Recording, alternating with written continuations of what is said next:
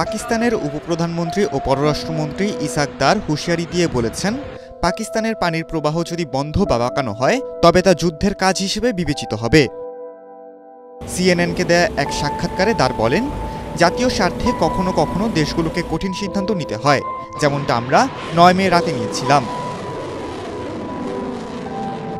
তিনি বলেন, উভয় দেশের মধ্যে পারস্পরিক সম্মান ও রাষ্ট্রীয় পরিপক্কতা বজায় রেখে ইতিবাচক পথে এগিয়ে যাওয়া জরুরি। আমরা চাই পুরো প্রক্রিয়াটি মর্যাদা ও পারস্পরিক শ্রদ্ধার সঙ্গে এগিয়ে যাক। তার আবারও পাকিস্তানের অবস্থান পুনর্ব্যক্ত করে বলেন, আমরা চাই সব বিষয়ে আলোচনা ও কূটনৈতিক পথে সমাধান হোক, যাতে দীর্ঘমেয়াদী শান্তি ও স্থিতিশীলতার ভিত্তি গড়ে ওঠে।